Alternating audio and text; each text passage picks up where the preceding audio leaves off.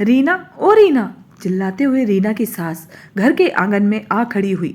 रीना ऊपर छत पे कपड़े सुखाने गई हुई थी। उसको आवाज नहीं सुनाई दी, पर रीना की सास चिल्लाती है, कहाँ मर गई कलमुई, कहाँ मुंह काला करने गई है? घर का सारा काम पड़ा है और खुद महारानी सो गई होगी। रीना के पति की रीना से शादी के 1 साल बाद ही एक्सीडेंट में मृत्यु हो गई थी। तब से ही रीना को अपने बेटे की मौत की वजह मानती है और अपनी ही बहू से वह हमेशा ऐसे ही बात करती है। अब तो रीना को आदत सी हो गई थी। उसकी एक बेटी थी जो अभी सिर्फ 6 महीने की हुई थी। उसे तो रीना की सास देखना तक पसंद नहीं करती थी। घर में अब रीना और उसके सास ससुर और उसकी बेटी, बस ये 4 ही सदस्य थे। रीना के ससुर तो बेटा गया तब से बेटे के गम में सुन्न से हो गए थे। वे बस अपने रूम में ही रहते। उनको घर बाहर से जैसे कोई लेना देना ही नहीं था। रीना की ननद सुमन कभी कभी छुट्टियों में घर आती, तब तो थोड़ी रौनक सी आ जाती थी घर में। बच्चों की आवाज़ें किलकारी गूंजती, तब रीना की सास थोड़ा रीना के साथ कम लड़ती झगड़ती। रीना की सास अभी चिल्ला ही रही थी। आंगन में इतने में रीना भाग के छत से आई। जी माँ जी, आपने कुछ कहा? तब रीना की सास सरला चिल्लाने लगी, कहाँ मर गई थी? कब से आवाज़ दे रही हूँ, सुनाई नहीं देता क्या? रीना ने धीरे से कहा, माँ जी कपड़े सुखाने गई थी छत पे। इतने में ही रीना की बात काटते हुए सरला बोली, ठीक है, आज अपनी सुमन आने वाली है, जल्दी जल्दी खाना बना ले, और हाँ अच्छे से बनाना, और घर की थोड़ी साफ सफाई भी कर देना। इतना कहते हुए सरला घर से बाहर निकल आई। सरला के तेज बोलने से रीना की बेटी भी जाग गई। रीना दौड़कर अपने कमरे में गई। अपनी बेटी को गोद में लेकर उसको दूध बनाया और उसको दूध पिलाकर उसके सामने खिलौने डालकर खुद रसोई के काम में लग गई।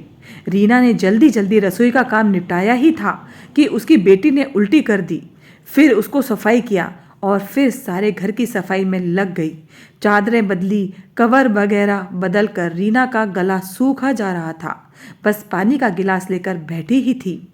पानी की एक घूंट भरी ही थी कि इतने में ही सरला चिल्लाते हुए बैठी है, महारानी घर का काम कौन करेगा? सारे दिन आराम करती है, क्या पी रही है? रीना के गिलास की ओर नजर दौड़ाई, फिर पानी देखकर चुप रह गई और सारे घर में नजर फैलाकर देखा कि सारा घर भी साफ सुथरा नजर आ रहा है। फिर सलाद के लिए टमाटर प्याज वाली पॉलीथीन में देकर बोली, ये सलाद में काम आ जाएगा, धोके सवार देना इन्हें, जमाई जी भी आ रहे हैं। रीना ने वो पानी का गिलास वहीं पर रख दिया और चल दी रसोई की तरफ। रीना के जाते ही सरला ने रीना का गिलास उठाया और उसकी स्मेल लेकर देखती है कि मैं जो ठंडा लाई थी वो तो नहीं है। फिर एक उंगली डुबोकर टेस्ट किया, नहीं ये तो पानी ही है। मैं तो बेवजह शक कर रही थी। रीना बेचारी अपनी बेटी को लिए लिए सब्जियों को धोकर रखा ही था कि इतने में ही रीना की ननद सुमन और जमाई जी की एंट्री होती है। घर में सरला तो खुशी के मारे फूली ना समाई और अपनी बेटी को गले से लगाकर तेज से रोने लगती है कि आज तो मुझे भर पेट खाना मिलेगा। आज मेरी बेटी जो आ गई है, मेरा बेटा ही तो गया है, तू कोई बेटे से कम है? तुझे देख लेती हूँ तो सारे गम भूल जाती हूँ। सरला ने अपने आंसू पोंछे और जमाई जी को गैस रूम में बिठाया और सुमन के साथ बैठ गई। रीना ने सबको पानी ठंडा और कुछ नाश्ता दिया, फिर खाने की तैयारी में लग गई। सुमन के बच्चे मामी मामी करके रीना के चिपक गए। सुमन के आ जाने से रीना और उसकी बेटी का मन सा लगने लग गया था। रीना को सरला कभी अपने मायके मिलने तक नहीं भेजती थी। सुमन ने एक दिन सुबह सारा काम रीना के साथ लग कर दिया और फिर माँ सरला को कहा, माँ भाभी आज अपने मायके मिल आएगी, बहुत दिन हो गए, अभी तो मैं यहाँ हूँ, तुम्हारा भी मन लगा रहेगा। सरला थोड़ी देर तो चुप रही, फिर कुछ सोचकर बोली कि अच्छा है, कुछ दिन तो इस मनूस का मुंह नहीं देखना पड़ेगा। और रीना को बोला, ठीक है जा, तू अपने मायके रह आ, थोड़े दिन यहाँ भी शांति रहेगी। रीना अपने मायके चली जाती है। कुछ दिन तो अच्छे से निकल गए, पर कुछ समय बाद सरला बीमार हो गई। फिर एक दिन सुमन की सास का सुबह सुबह फ़ोन आया कि आज तुम्हें लेने आ रहा है, हमें वैष्णो माता के दर्शन को जाना है, तब सुमन बिना कुछ सोचे अपनी माँ को बीमार छोड़कर ही अपने पति के साथ अपने ससुराल आ जाती है। सरला दिन पे दिन ज़्यादा ही बीमार हो जाती है। फिर सरला को अपनी बहू रीना की याद आई और उसे फ़ोन कर बुलवा लिया। रीना ने उन दिनों सरला का बहुत ख्याल रखा। हर एक छोटी से छोटी चीज़ का सुबह उठने से लेकर शाम को सोने तक रीना सरला का बहुत ख्याल रखती।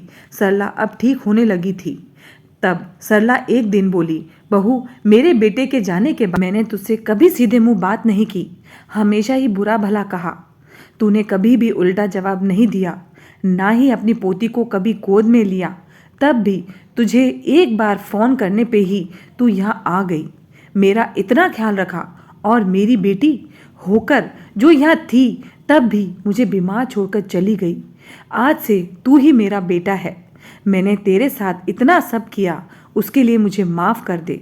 फिर सरला ने अपनी पोती को अपनी गोद में लिया और उसे प्यार से दुलारने लगी। फिर सरला और रीना दोनों सास बहू माँ बेटी की तरह रहने लगे। सरला अपनी बहू और पोती का बहुत ख्याल रखती।